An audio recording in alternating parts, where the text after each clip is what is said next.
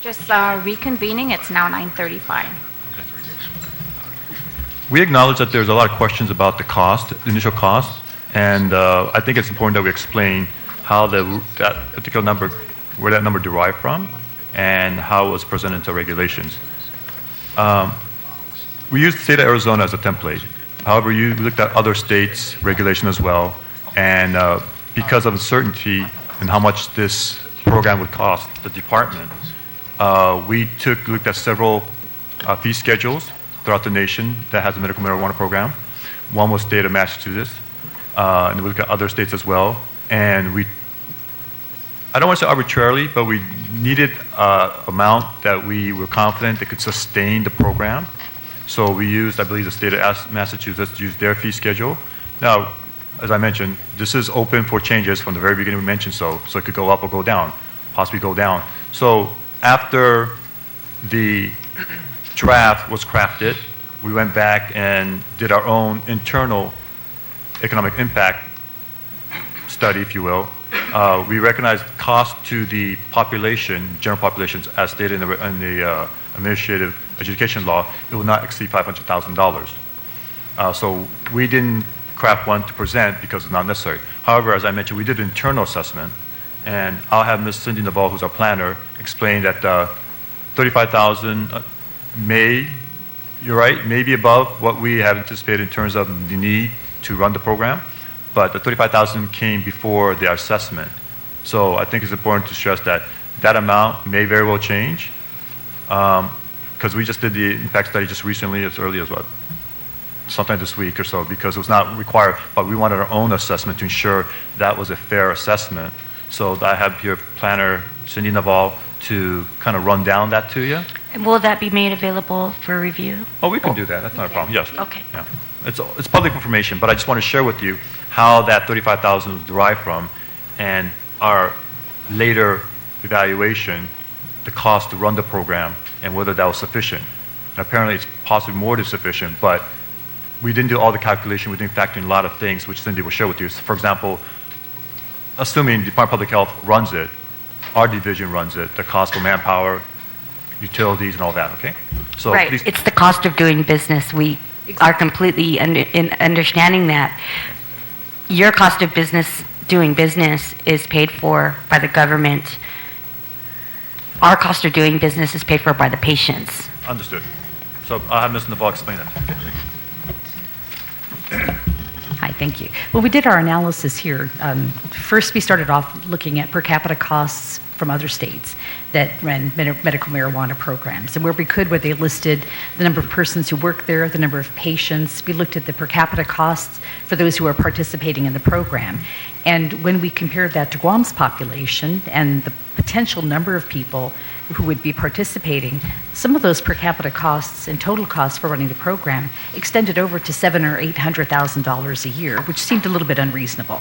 So we went back and said, what do we need to have here to run this program? So we looked at a staffing breakdown. Who would be need to accept the applications? Who would be doing the sanitation inspections? Who would be handling each of those applications as they came up the process to make sure that they were complete, doing callbacks and things like that? So we have a staffing breakdown, which is going to run us easily $141,000, $142,000 a year at the start.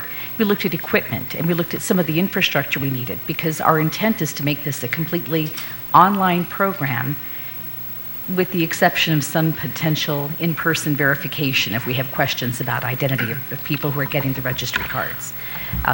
We looked at different options, different kinds of software. We have an opportunity to use the Arizona system, but it's going to be costly to do so with the software that they run, with the fact that we don't have programmers on island with that expertise. We looked at creating the system in a different kind of software that we know a lot more about, and weighed all of those. What we didn't factor in were things like utilities, like Tom said, power and water to run the system, small things like paper that are going to be needed, and adjustments. But it still looks as if we could do this for probably $200,000, $250,000 a year.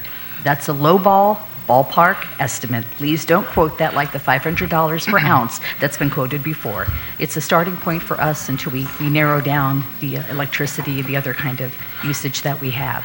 So when we work backwards, it's very possible, as Tom said, that we can reduce the registration fee amounts based on our real costs of doing business, as you say.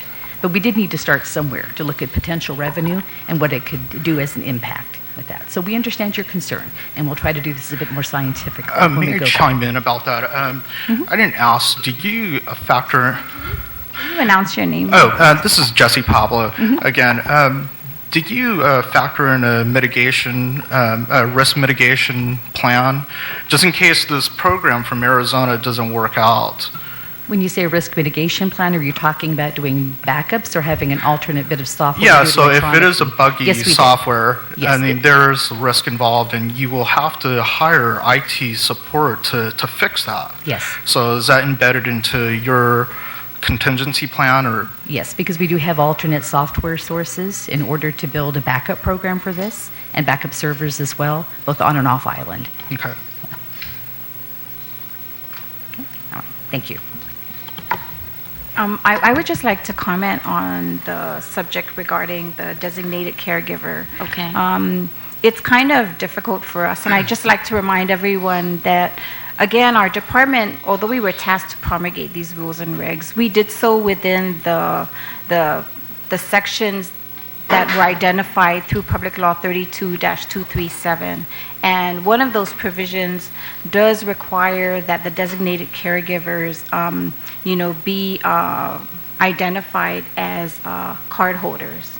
So it's not that easy for us to entirely remove that provision in the proposed rules and regulations when the law requires us to give cards to these caregivers as well as the qualified patients. Can I just make sure that we were on the same page with what clause that we were talking about was just the having significant responsibility for a patient? That's really the only qualification that we wanted to remove on the designated caregiver, because it's subjective, legally unenforceable. It may cause people to become denied because, what if somebody has nobody and this is their neighbor and they're unable to go get or choose or have the knowledge about what medicines and therapies they want. But this has been my neighbor for 20 years. They don't necessarily have a significant responsibility for me, but they're willing to help me do that. They're signing an attestation that's saying they're not diverting anything, they're not consuming anything, it all goes to the patient. We just think that that specific clause is just bureaucracy. We'll take it into consideration. Thank you. Thank you. I also have a state-by-state fee schedule, going back to the fees. I think this was compiled in January. Some of those may have changed since then. But that's a state-by-state, and you could look at per population. I'm sure you've looked at a few, but that's just a reference guide that we were able to grab. Now, going back to the fees, once again, the non-refundable fee. I guess my question was that the language is unclear. If I were to turn in an application, am I to pay a $35,000 fee without knowing if I'm going to be awarded anything? Because that's what it's, the way the language is written there, that's what it seems like. Right. In every other state, that was the stated language. So everybody, it was a risk. You're right. It is a risk to pay that kind of money, not knowing whether or not you're going to be awarded a certificate. But in every other state that we looked at, it was non-refundable for the fact that we still had to process and go through the same procedure as anyone else applying, that there were still man-hours needed to review the application. There were still inspections that needed to be made at the facilities. So there was still that process that is completed as part of that administrative review. So you don't find it, I just think that's an unfair burden on anybody to pay $35,000 or $70,000 without having without even knowing. I understand passing the inspections for the registration certificate, but to at least be awarded a license to say you can operate now. Now you pay your $35,000, set up your place, we're going to inspect you. I understand that. But if I'm just submitting an application that you haven't reviewed it, am I required to pay $35,000? And that's why I'm saying the language is unclear. Because, once again, going back to section, sorry, I think it's almost time for me to pull my glasses out. 14107F1D on page 35, there's a $1,000 application fee. Is that the amount, when I turn in my application, when you start accepting applications, am I to pay $36,000 or am I to pay $1,000 with my application? It is completely unclear.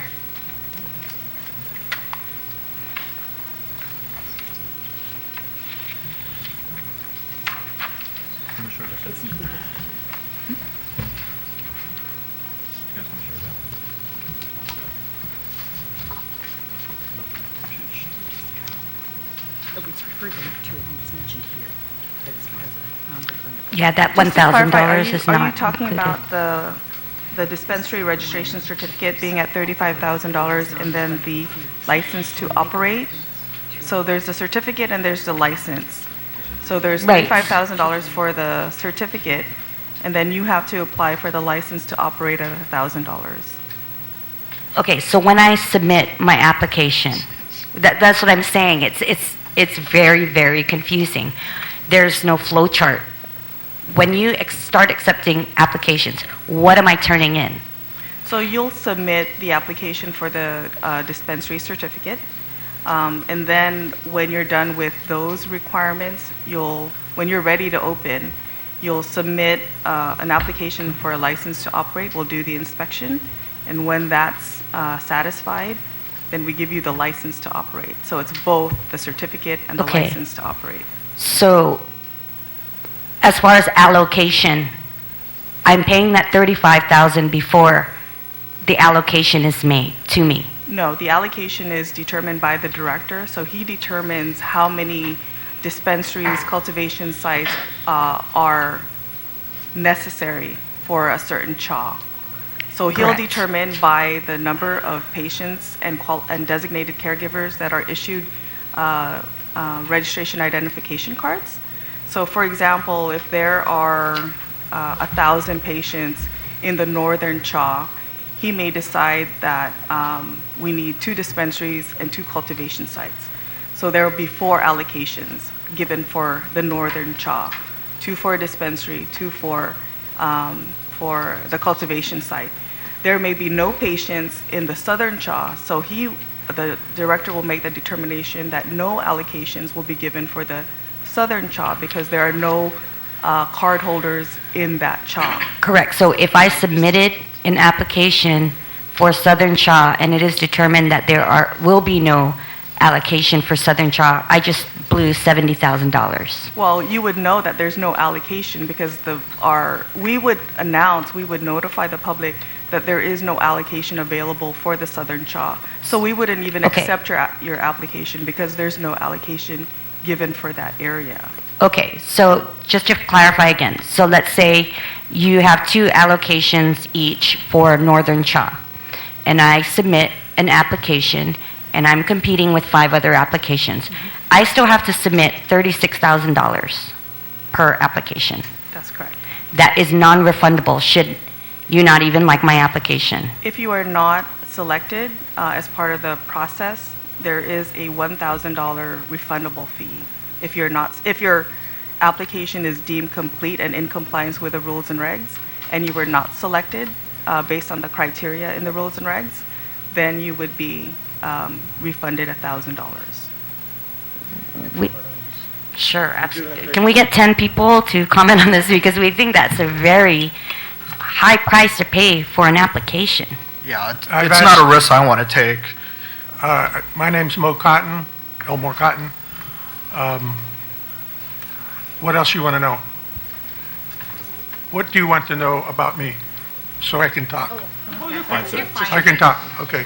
I have cancer, and I've elected not to be treated except for to slow it down. Because I'm 80 years old, I don't mind dying, but I don't want to die with pain. So pain is my concern.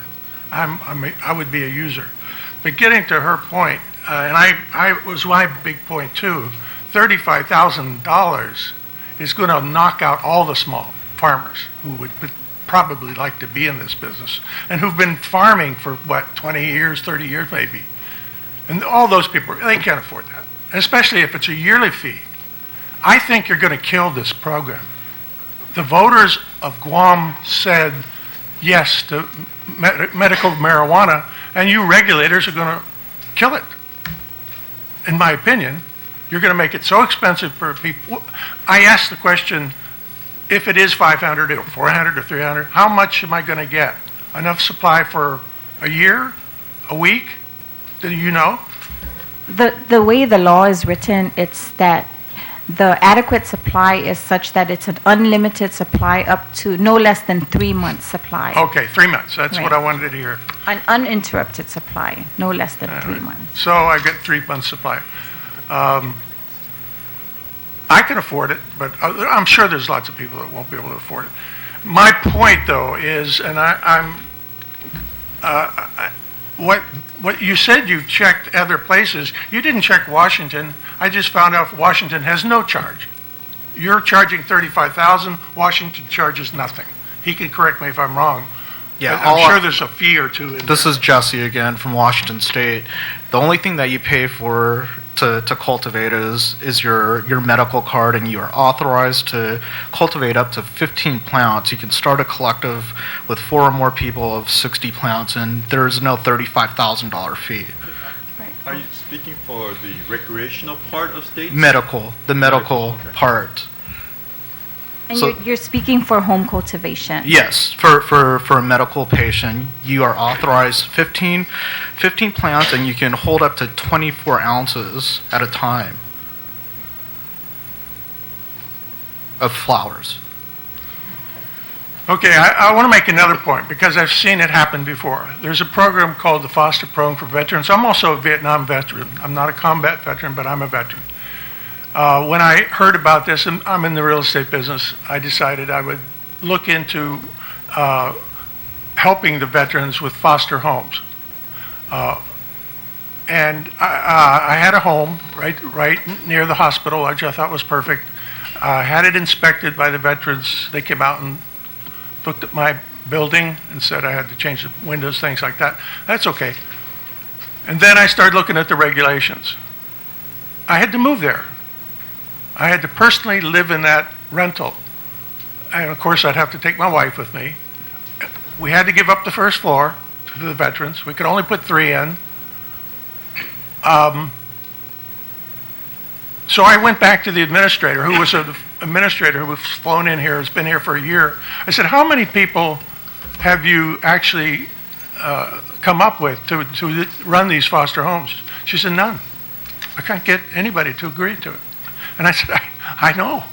I mean, I even offered to hire somebody to take care of the veterans because I wasn't going to move there, but that was not allowed.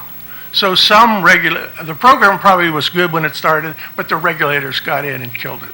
Now I'm afraid what I'm hearing is that who's going to pay $35,000? I mean, I'm sure there's some rich people that will take that risk. That's a terrible risk, $35,000. And by the way, what are you the regulators? Are you part of the regulating team? Can I ask that question? We are regulators with Department of Public Health and Social Services. As to whether we, the Division of Environmental Health, will run the program, that has not been determined yet. So we don't know who's going to run the program. We just know It'll be the how. Department of Public Health and Social Services. All right. Jim Gillen, I understand, is the head of it. Is that right? That's correct. Once again, I think it's important to emphasize how that $35,000 derived from originally and our assessment afterwards. We will definitely need to go back and review our cost estimate and factor in everything that Cindy had mentioned and see whether that $37,000 still represent the amount that's necessary. If it's necessary, Mr. Khan, we will lower that amount. That's why we're giving everyone the opportunity to submit their comments on this. They're free. They're zero. You're $35,000. I would think, and you said you've checked other states. Did you check Washington State? We will still need to run the program somehow, whether it be managed by a separate program entities Why not let the or not. doctors and the hospitals run the program? They're the ones that are treating the patient. Well, also there's a statute that we have to abide by that allows, the authorize and directs us to develop rules and regulation with certain stipulations. You're talking about the law. Right. The law, not the Right. regulation. So again, when voters voted on the initiative, it came with the stipulation that the Department of Public Health and Social Services were going to draft these rules and regs, and the rules and regs were going to incorporate So the all voters, these. voters agreed to that. Right, That was part because of it. that was part of the Well, I'm initiative. glad to hear that, at least. But, I mean, you could kill it by just making it so expensive to grow it, so expensive to buy it. I mean, I'm concerned. I'm gonna probably be in pain. I would like to go the route of that. Hopefully, I'll live 10 more years with it because it's slow-growing cancer. But there'd be pain involved, and I'm not going to take Percocet. That's an opiate. That's what they normally give you, when you're in pain. If it's I had 4 operations of my ear, and I got Percocet to take care of it. I didn't know it was an opiate. I didn't know it was addictive. Well, He didn't get a card for it. I didn't need a card for it. Yeah, the doctor gave it to me, and I don't know why we're spending, what is it, $500,000 a year to run this program? Do you have an estimate on that? The whole thing? It has yet to be started. Potentially, at least 250,000, but once we can factor in utility costs, it Yeah, could go in a bit and higher. rent and all these other things, and Yeah. the Xeroxing and all that. I understand Right, that. all the costs of doing business. But who's going to eat up that cost if there is a low participation rate? If there's a low participation rate, it's probably likely that we're not going to need to hire as many people for the program. But you still are going to have to hire a head count So in the order businesses to. will go out of business, is Yeah. what you're saying. If there's a low participation rate, If there's to a start low up the participation program, rate and the businesses have to start out paying $70,000 just to register, just to apply for this program, and there's not enough participants, they will go out of business. You still have to have You a still have head to count. build. Yeah, still have a, you know how much it costs? You're talking about the cost to run this program. Do you know how much it costs to build a facility to cultivate 100 plants? That could go anywhere up to $500,000, and that is what the business owners who are wanting to get into this operation are willing to risk. But placing a $70,000 fee already on top, I mean, to build out a dispensary could cost $75,000. To purchase glass, if you're going to do hydroponic, high pressure sodium lights. You're requiring everything to be an indoor, which we'll get to at another time, but we think that's also a bit much. We should have the option to grow greenhouse with less restrictive. I don't want to go off topic. I think but- it's important to share how our fee assessments work when we develop rules and regulations. First of all, the government is not allowed to profit. Well, at least it's not our position, department, when we develop our rules and regulations, to profit from the fee schedules. What we seek is to recoup the cost to doing business, as Cindy has mentioned, to implement that program or that activity. So, and I like to mention over and over so it's understood, the $37,000 is not set in stone. That was a amount that we placed initially with the understanding that it should be enough to cover, but we had yet to fully do an assessment as to the cost of that. And Cindy did that recently, and it's very likely it will go down. But either way, whether it be $37,000, $3,500 or not, we need to recoup the cost, the government does, to run the program. If it's less than $37,000, then that is the direction we will go. But if it costs more, then that direction we will go as well. So the whole concept of fee schedule, as we develop them in our rules and regulation, is to recoup the cost that the government, or in this case, division, or whoever runs it. And what get we're some of that. saying as patients and business owners is there won't be a program at that rate, at I that agree. fee. I agree with There you. will not be a program. Guam at that citizens are fee. going to end up eating this cost, this administrative cost that you're putting Okay. forward. Now, And- please understand, this is possibly going beyond the responsibility of the department as to the Your market. responsibility is Hold on to execute and maintain a program. That's correct. Absolutely correct, ma'am. You're absolutely correct. To maintain the program. If that means we have to assess fees, then we have to do so. And we But if don't have a not, then we problem with won't that. have to do so. Government often runs things at a loss. They The run fee a should bus be service that sensible. doesn't- I can't mean- comment on that, sir. Well, I can. I mean, I don't know why you have to cover your costs. And first of all, I don't know why we need that kind of cost, but let's assume we do. But why do we have to recover the cost when the government does a lot of things at a loss for the servicing the people that live here, Because it's including myself? because it's financially responsible for us to run the program. At the cost of the, With- at the Mr. at Khan, the ultimate user is the one. we do understand the comments. We do, okay? And we'll take everything into consideration. But what we're interested in, you made it clear to us. We understand that. We acknowledge that. And of course, this will be discussed as part of the process of the AAL. Okay, so we're not saying 37,000 cents. No, we're saying we disagree or agree with you. We're simply saying we're seeking public's comment, in which we are doing, and it definitely needs to be reviewed, and which shall be. So if there's anything else to add to that outside of that, we're more than happy to listen to it. But we understand, we hear you loud and clear that If I may give you- $37,000 is too high. Is that correct? Yes, if I may give you an example, okay, the whole part of this is, once again, going back to my opening statement. The program should be patient-driven, not government-driven. If I am a small business owner and I own a little bakery, right, and I think I'd like to participate in this program because I think I make an excellent red velvet cookie, and that's all I can provide to my Nana, I'd like to participate in this program. You want me to pay $35,000 to make one red velvet cookie on the chance that I might not be able to make that red velvet cookie to offer to this industry to make it flourish. So people like Mr. Mo Cotton here, at his age, may not want to smoke. He may not want to vape. He may just want to eat a red velvet cookie. You're discouraging me from participating in this program. This program will not flourish. It will not exist. And you know, I mean, this wasn't a part of my comments. I really didn't want to be combative. I really wanted to offer my suggestion. But small business makes any program work. And the way the rules are set up is set up for people with $1 million, pretty much. And me as a small business owner, again, I may have a little bakery.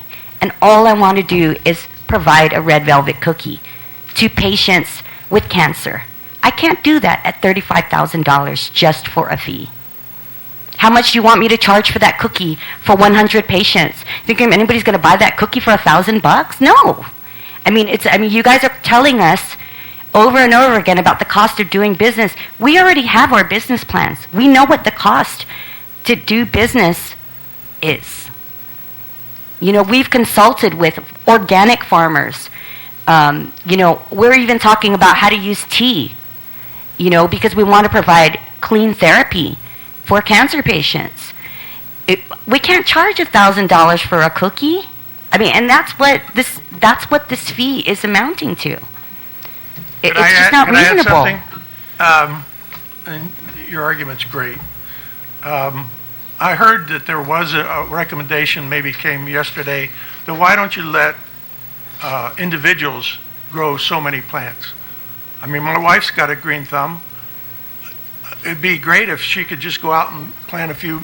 Now I realize that probably has to be, there probably has to be rules where if she sells it, then she goes to jail or something like that.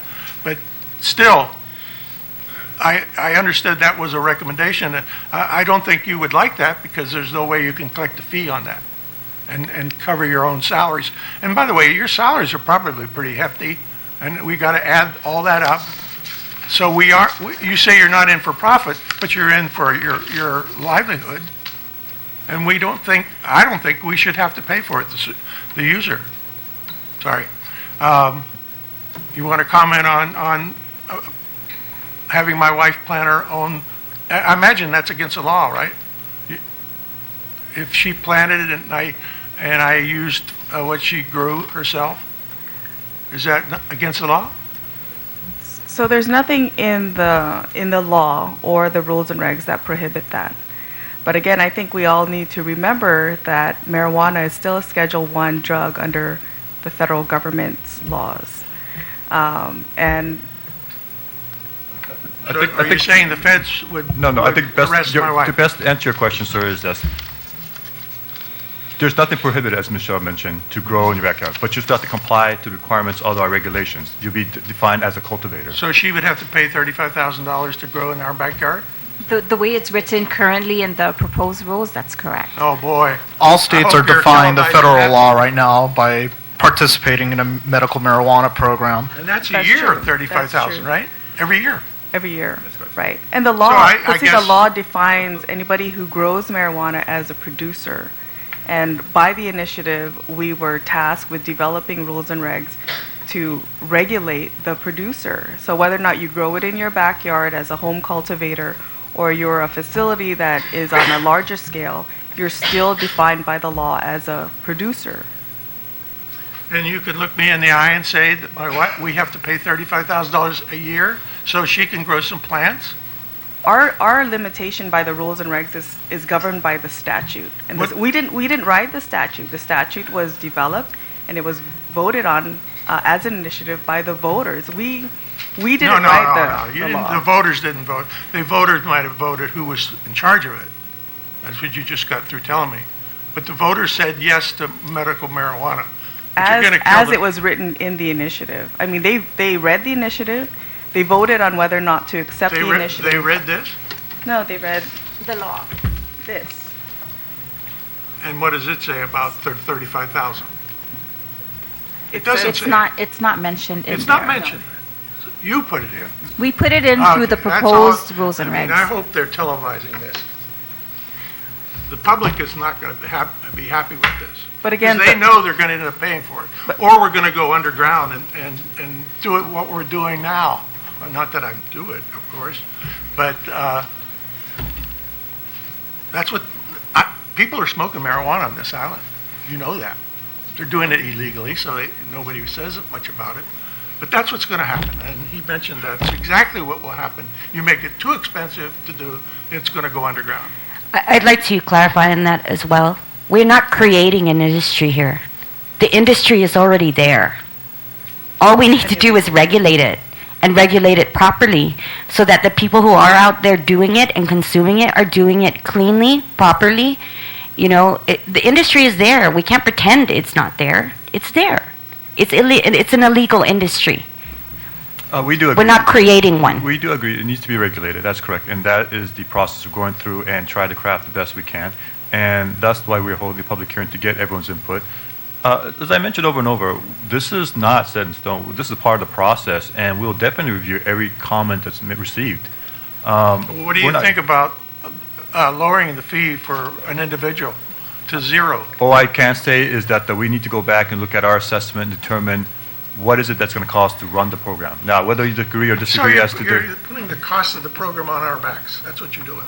well, that's open to interpretation. I wouldn't say that necessarily. What I can say is that we have a responsibility to ensure the program runs, and that means if I need staff, or let me phrase that, if the program needs a staff to run, I think it's only responsible for the authority, whether with my office or some other office within the Department of Public Health, to ensure that there's fundings there to recruit the staff, to procure the necessary infrastructure, the equipment, whatever is necessary. Now, if that means charging $3,700 a month, $307 a year, $37,000 a year, I can't say, sir, but we need to have funding available to make sure the program runs.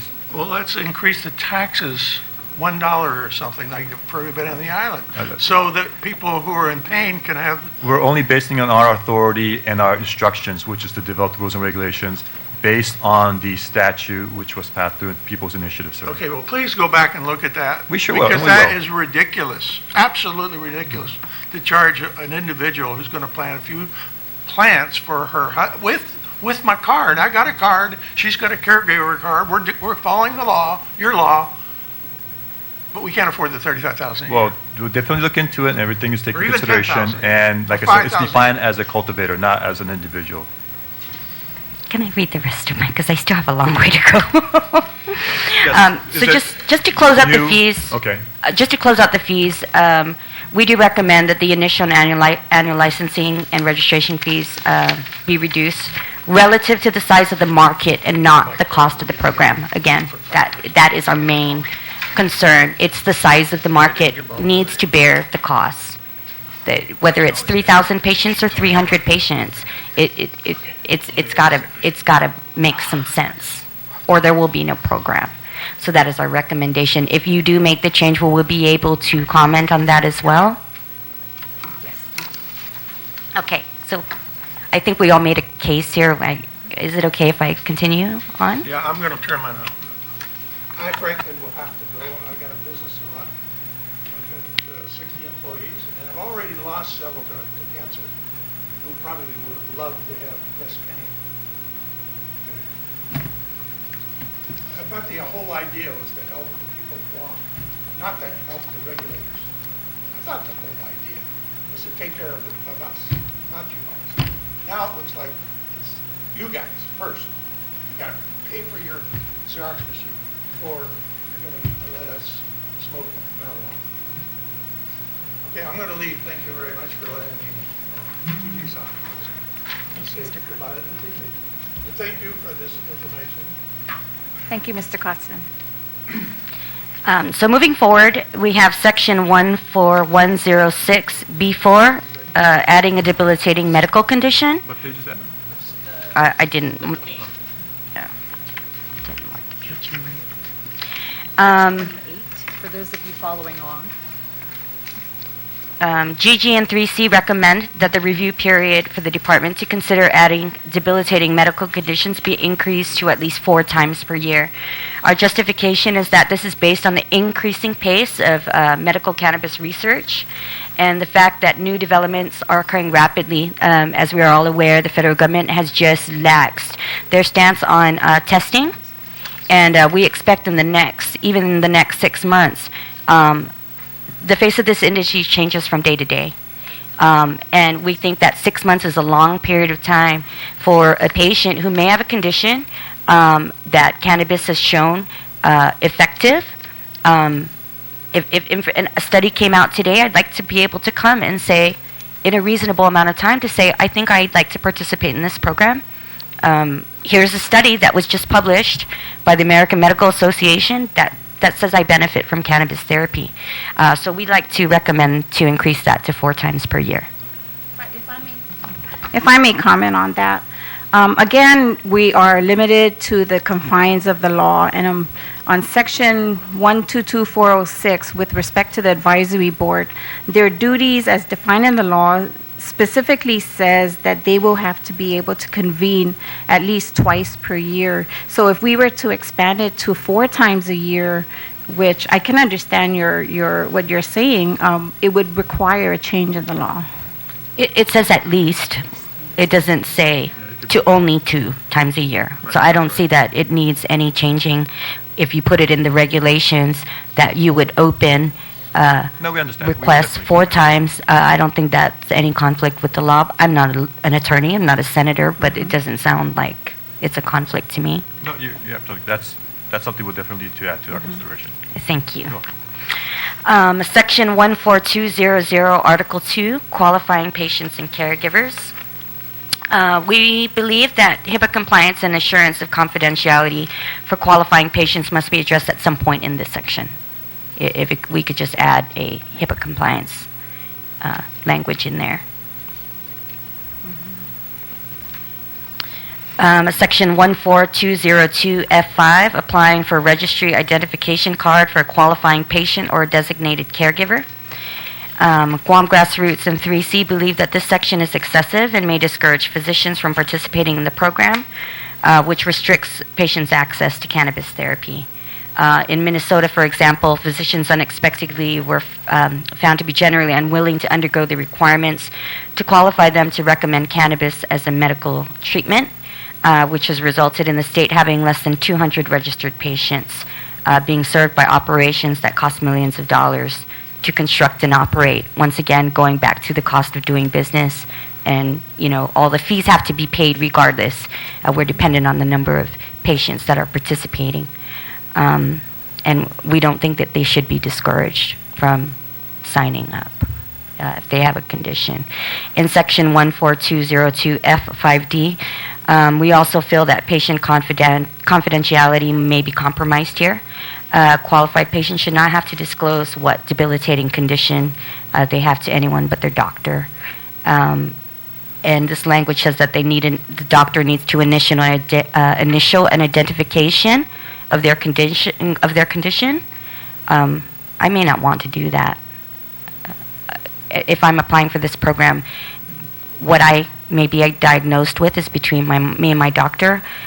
we feel that all he should have to say is that I have a condition that qualifies me under law. I shouldn't have to tell anybody what I have. That's my business. Nor should I. Even as a child, in that section under minor, patients and parents have the right to refuse any sort of treatment. But you're asking the doctors to sign a statement saying that they've reviewed responses to treatment. They don't have to. Patient doesn't have to receive any treatment if they don't want to. If I'm diagnosed with cancer, I don't have to have chemotherapy. That's my right and that's my choice. Nobody should have to justify why I'm going to take cannabis if that's my choice. By law, if I qualify, I should be able to choose what I want without anybody having to justify it. That's my choice. And so we do think that some of the statements that you're having physicians sign might be a little excessive. Well, there were a couple of other articles in there that we thought, yeah, you're having them sign a statement that they're following the law by keeping a record on you. Aren't they already accountable for that with their license? I mean, it just seems a redundancy again, more bureaucracy and unnecessary. They're a doctor, they're licensed to practice here, but because they're recommending me, they're saying I can participate in this program. You're going to say, wait a minute, are you keeping a record on that patient? By law, they're required to do that. Why do they have to sign another statement saying that they are? There were a couple of others.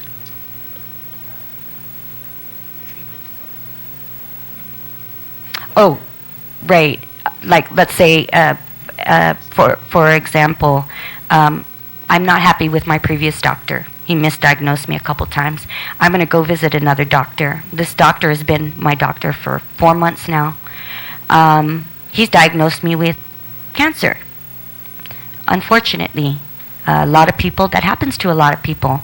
My father was diagnosed with cancer 2 years too late because his doctor didn't diagnose it on time. Why should my doctor have to tell you that he read my previous medical record? Why does he have to? I don't like my previous doctor. It's the reason why I left him. I'm seeking a new doctor because I was misdiagnosed. Yet the doctor that's telling me I can participate in this program has to sign a statement that he reviewed my previous record for the past 12 months. More bureaucracy. Why? Oh, I'm sorry, Andrea, I cannot recommend you for this program because I didn't see your last medical record. You just showed up here at my door and got examined and we diagnosed you. We think that's an undue, I mean, it's more bureaucracy. I'm already diagnosed. I got a biopsy. It's why? Unnecessary, discouraging. So we want to encourage patients to participate. It's good for us, it's good for you, the licensing fees to get paid. The more we discourage businesses from participating, the more we discourage patients from participating, then there's no program. So we need to kind of lax on some of these things. Fingerprinting. Oh, I think this one's one of our favorites, right? Where is this? Section 14.202.6K3, Roman numeral 3, applying for a registry identification card for qualifying patient or designated caregiver. The primary objection to the section is the requirement that a designated caregiver be fingerprinted for a criminal records check, and that's per the language in the regulation, as part of the application process. Why does anybody have to get a court clearance, a police clearance, and their fingerprints submitted to the health department? I'm already providing you a court and police clearance that should either clear or exclude me based on the regulation. I don't think you need my fingerprints. If I'm cleared of any crimes that are restricted for me, that restrict me from participating in this program, I don't know what the intent is that. Maybe you can explain to us why you're requiring fingerprinting? The fingerprinting would be used against like a national database. If we were to request for police and court clearances, it may only show what's happened here on Guam, but Okay. not necessarily any other type of felony offenses that may or may not have been committed by an individual, whether they're a designated caregiver, a dispensary agent, or a cultivation site agent. So the court clearance none of that would show on my court clearance? Not nationally. You'd only have the court clearance and the police clearance for the local jurisdiction. That's important to note, I guess. And we just like to make a note that these clearances are not being imposed to any qualified patients. Yes, we understand that. And the language here is, what we wrote was, court and police clearances are already required in the current draft, and this should exclude any caregiver, parent, business owner, or employees from participating in the program. We did not include patient. Law-abiding citizens should not also have to submit their fingerprints if they have not been arrested or been convicted of a crime, as outlined in the draft rules. We just don't feel that our fingerprints belong to the health department. I can understand if I'm arrested, we can turn in our fingerprints. I mean, I have to get fingerprinted, but I just don't feel that I should have to turn in my fingerprints to the health department. Okay. Yes, we have a case study. Illinois, just recently, the program has been stalled because of fingerprinting. But that's for patients. That is for patients. It does include patients, yes.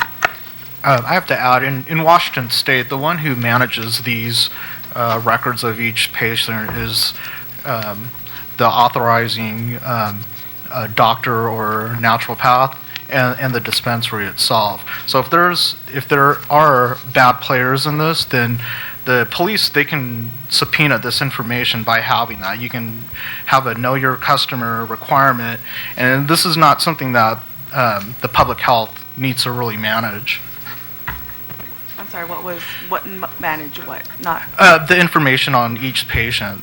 So for the public health to manage the information on each patient, it's a redundancy. If there's a bad player in this industry, then the law enforcement can subpoena that information easily from the doctor who's prescribed it or the dispensary who has that information. Right, and that's correct. They can subpoena that information. But again, we're bound by the language of the statute. And the statute says we have to keep a database and manage the files on the patient. Okay. I was told we only have 30 minutes, so I don't know how you want to handle this because I believe I have a few more pages. I know that we have another individual, at least, okay, two other individuals that wanted to present oral testimony. So can we just call them up and then, or would you like to, I don't know how we're going to do this. Because I would like to come back tomorrow. There's the allocation process. We'd like to go through that point by point. You to explain that to us because 4 people have read it and we don't understand it. Well, what we can do is this. We can allow the next 2 to give their oral testimonies. And if we do have time, and if we happen to have time, then we can continue on with your... That would be great. Okay. Maybe, Thank you. I mean, actually... So can we call the next 2 individuals up? Vanessa Oshiro and Melinda Snyder. Can you please join us at the table? Thank you. Melinda. Oh, Belinda. Okay, thank you.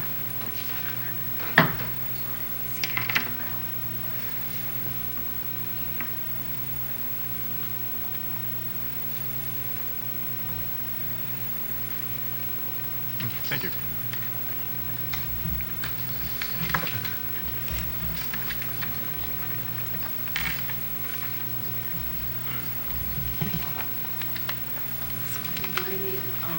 And those who are here today. Ms. Snyder is here. Could you turn on the microphone? Can That'd you be great. identify yourself? Well, I am. Give me-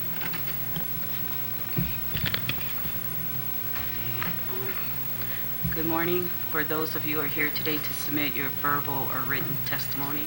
My name is Belinda Snyder. I'm from the beautiful village of PT.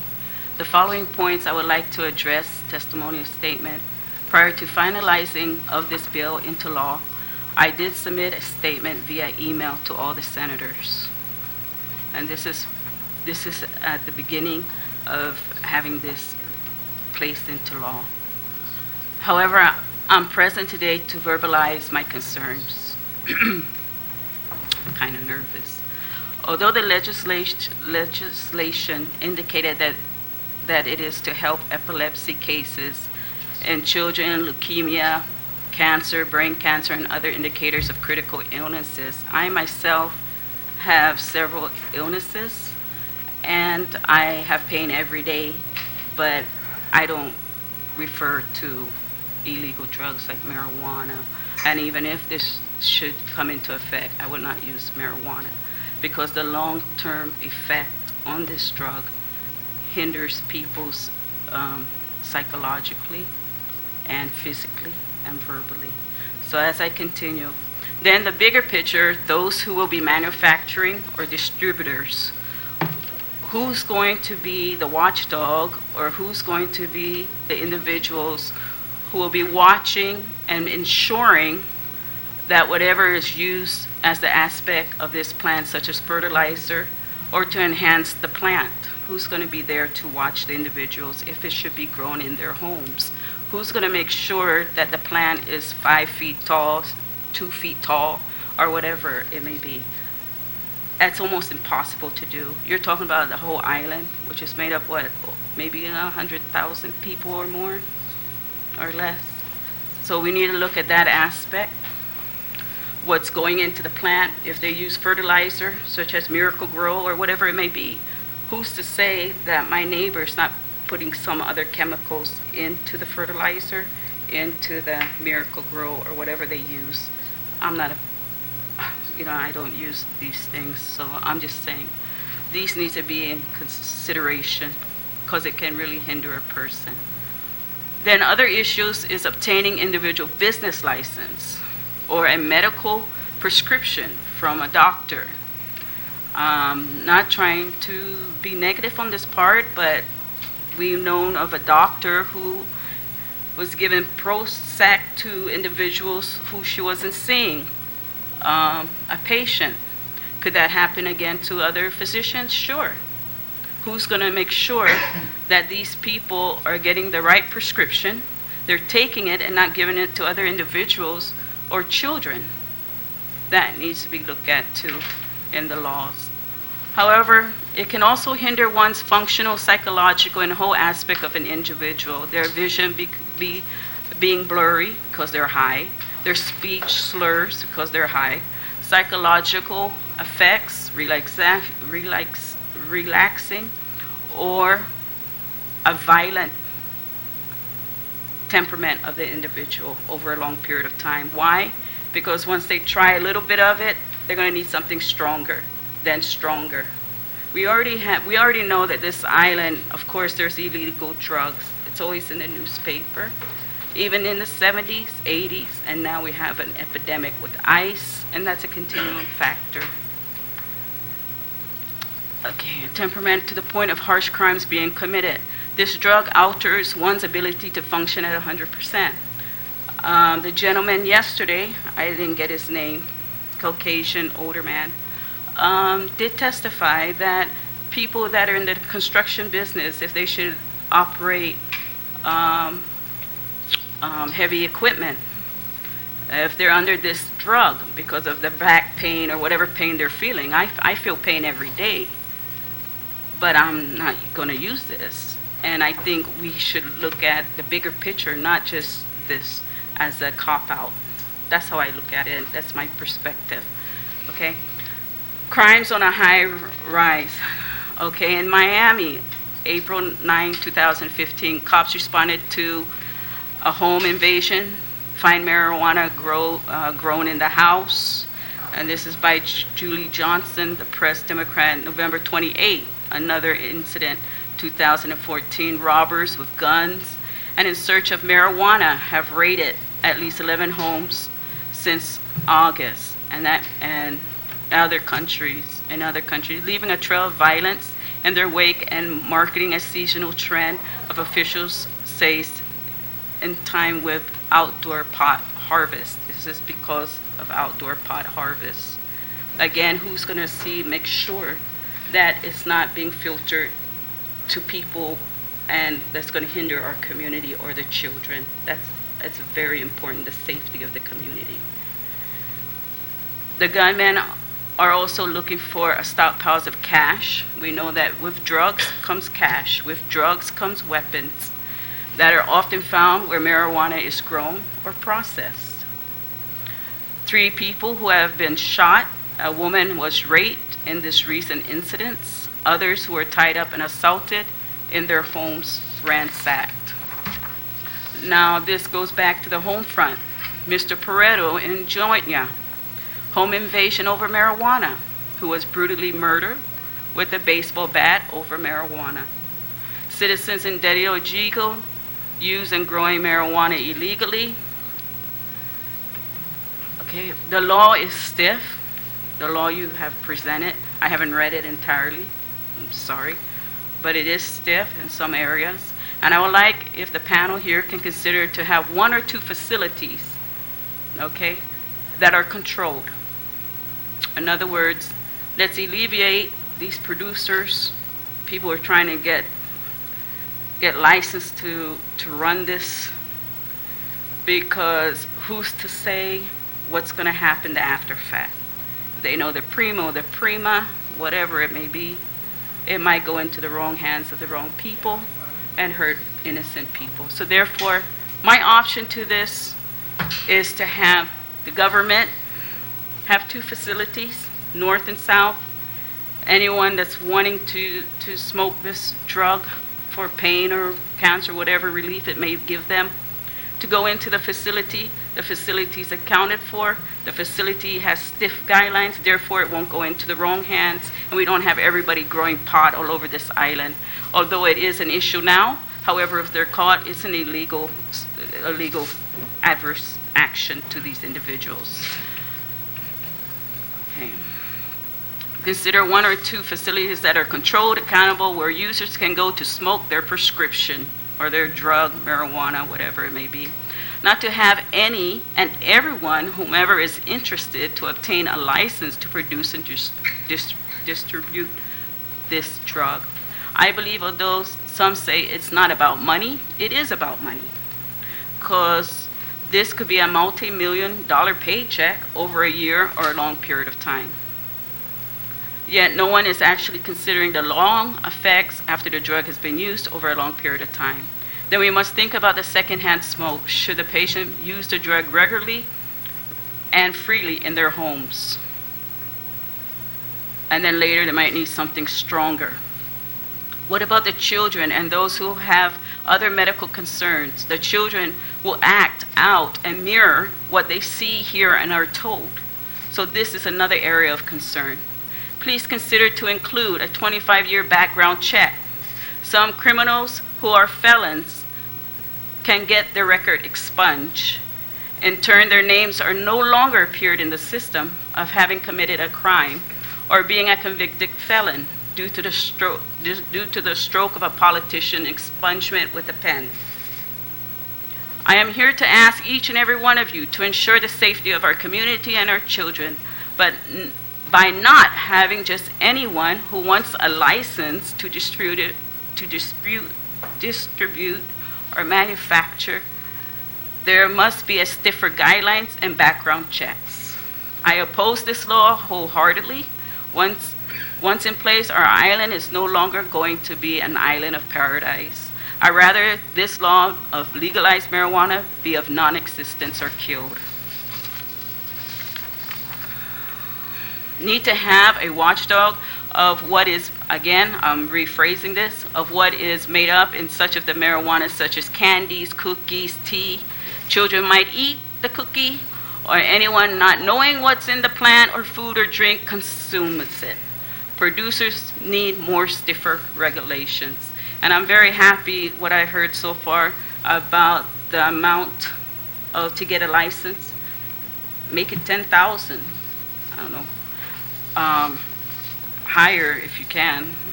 because this is, we have to look at the long term of effect. And that concludes my testimony. Thank you. Thank you. Thank you, Ms. Snyder. It's up to you, ma'am. Okay, thank you. Thank you.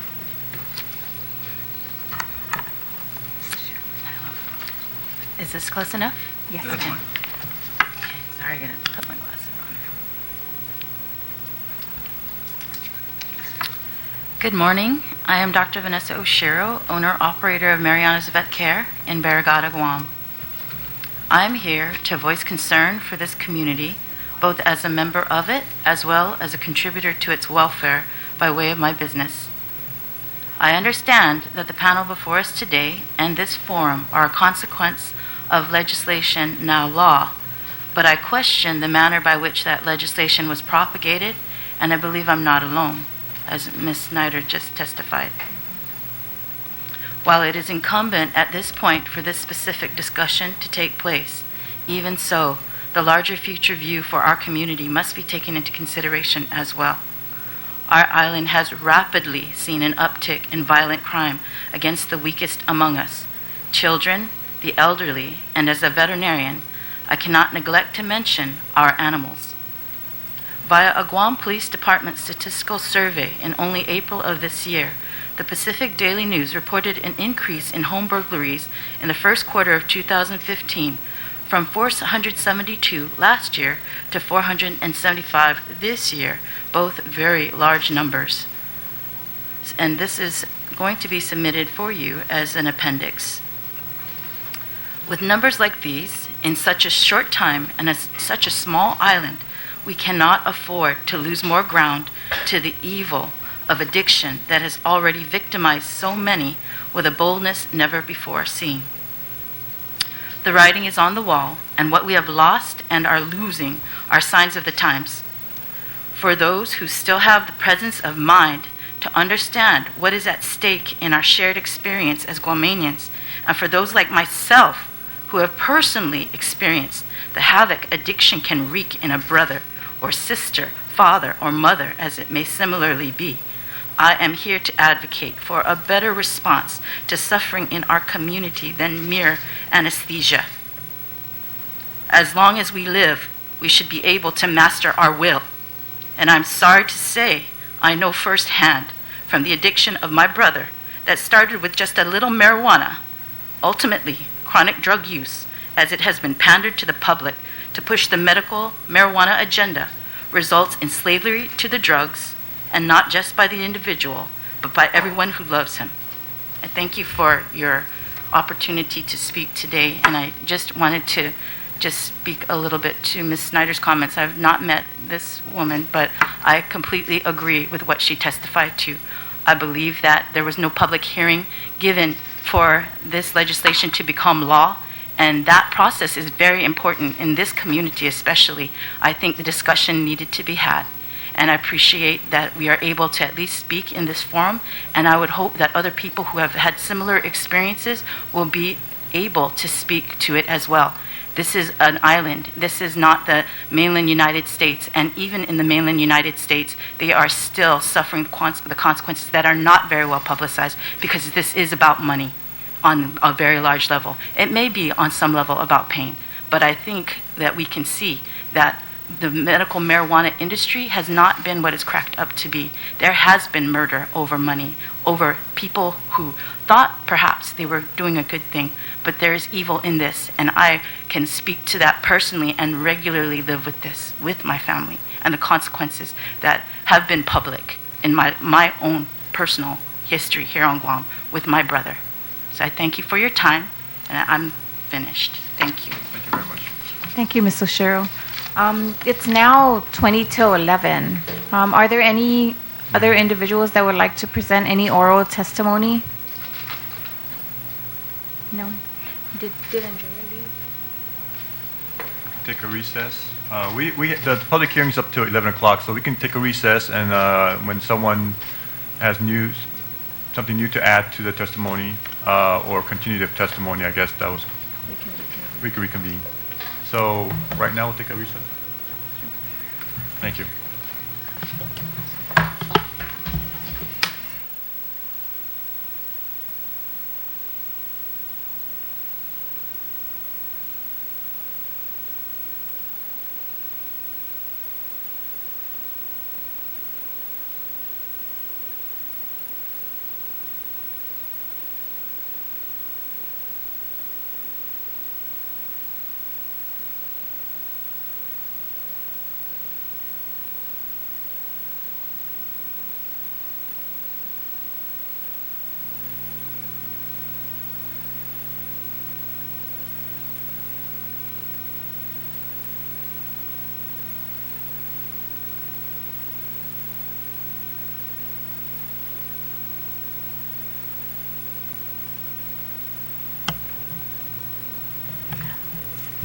Okay, welcome back. It's now 10:49, where we'd like to continue this public hearing with the continuance of Ms. Andrea's statement.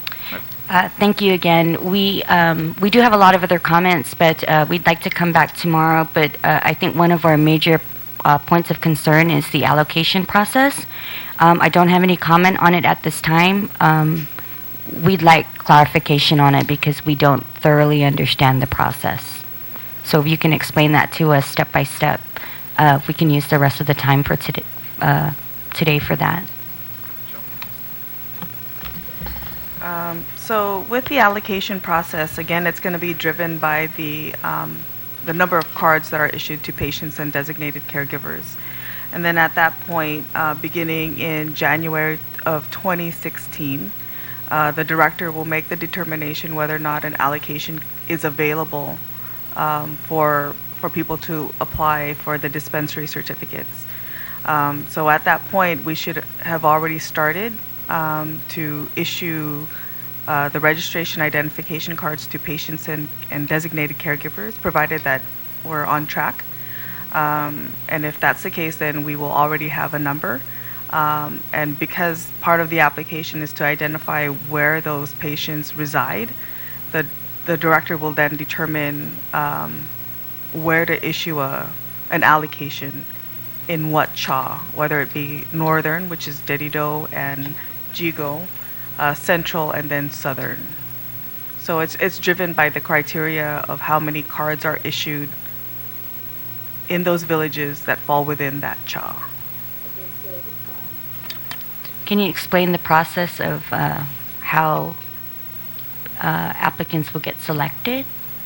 Because you have a priority, right? Like, if I think the first qualification is if you are the only applicant in a village, you will be awarded. Right. And then not just the only application, but it has to be complete and then in compliance with. Right, because if an application is not complete, then you Right. reject the application. Correct.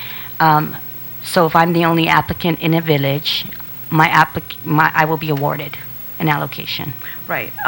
We did do a quick review yesterday, and we did notice that there was a typo in our regs. And where on page 80, where you see the word village in subsection 1A and A and B, it really should have said CHA. Okay, because that threw the whole thing Yes. off, which is And why we don't understand have that. comment Right. today And that for the it. comment you made yesterday about the village prompted us to look back at that certain section, and we do recognize that the word village really, we intended for it to say CHA. So that you're saying that you're going to amend that on the next draft. That completely threw the whole thing off for Right. us. Right. Okay, so then number 2, right, is if more than one applicant per CHA. So we'll just move forward as that was CHA.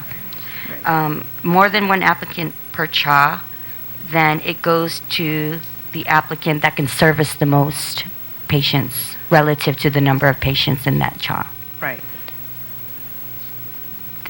Just the person that can build out the biggest facility. No, that's just the allocation. That's not applying. So this is just the, again, he determines by the number of registration identification cards, how many are going to be available in that CHA. Okay, so for example, in Northern CHA, you decide that you have enough patients for one dispensary and one cultivator, right? And I'm going to apply for both. With respect to the cultivation side, it's really dependent on the plan that's submitted. As I noted in yesterday's public hearing, we did not provide any limitation as to the size of a cultivation site. So you may have an applicant who may, submit something that's maybe 200 square feet that could accommodate maybe an output of probably maybe, 50 plants, I'll just say. Is that going to be enough for that one cultivation site to support the operations for the dispensaries? Probably not. So their application would get You may denied? have actually more than one cultivation site, in any one CHA. There's no real limit. But you're rewarding the applicant that can service the most patients with this language. Right. That's So the if I wanted to, for example, grow a high CBD strain, 30 plants, my application would not get selected to move further because I'm not servicing the most patients? No, no. So what happens is, let's say that there's an allocation for one dispensary and one cultivation site. And let's say that, you submit an application for a cultivation site that might not be able, like Rosanna said, meet the demand of that CHA. So the director may determine, okay, I think that based on this application and this site plan and this facility, it may not meet the demand of that CHA. I'm going to allocate another cultivation site. So if you have 2 applicants, one cultivation site can accommodate 200 plants and one site can accommodate 50 plants. It gets awarded to the applicant who can accommodate 200 plants, regardless of their business plan. It's possible because we have to consider how many applications are we going to receive in terms of cultivation sites. If it means that we only receive 2 applications, then it's such that probably both cultivation sites are needed, whether they output only 100 plants as opposed to 50 plants. It really depends, and it's hard for us to know exactly what we're going to receive in terms of once this application process is opened. We just don't know. Right. But we're going to have to take everything into consideration based on how the language is written, based on how many allocations the director is going to open per CHA, how many applications are received once that notice is posted on our website.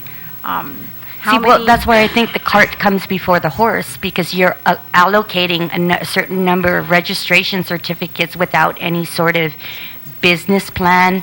I mean, one cultivator could be able to accommodate 200 plants because they have more money.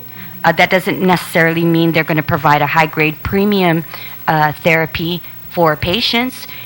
My plan may be only able to accommodate 40 plants, but I'm providing a high CBD rich strain for cancer patients. But it doesn't matter what I'm offering. What's awarded is the person with the most capacity.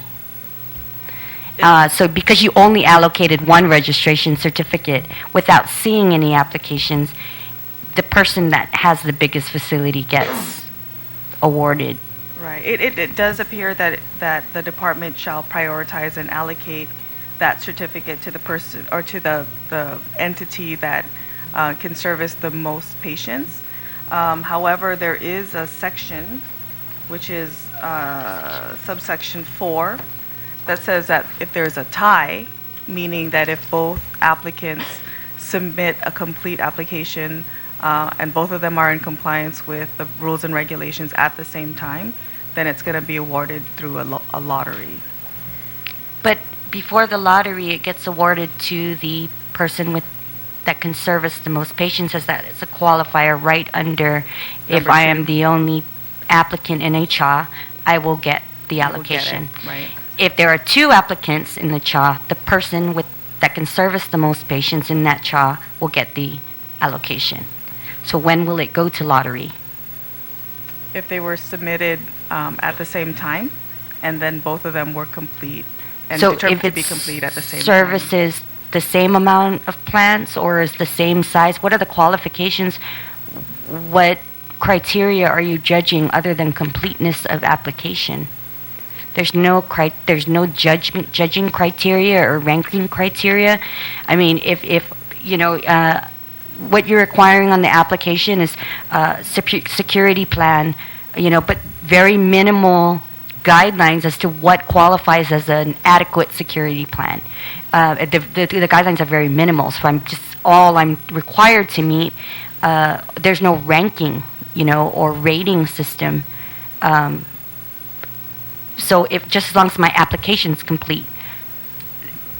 Right. But with the application process, there's a whole set of documents that, and I'm sure you're aware of it, that needs to be submitted along with the initial application.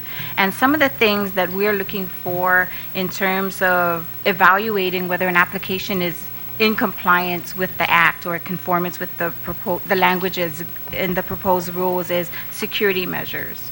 You know, I mean, how are we going to evaluate the security features from one facility to the other? One facility may be far more superior, and in that with that respect, we may feel that it's more in conformance with the law as opposed to someone that Subjective again, those aren't listed in the regulations. So if It I would says like it- my application to be more favorable, there are no like, what are you judging on? We like this one better? What I'm saying is it subjective again, right? No, Like, it's there's no with rating all the system. requirements that's listed that is associated to operate either a dispensary or a cultivation site.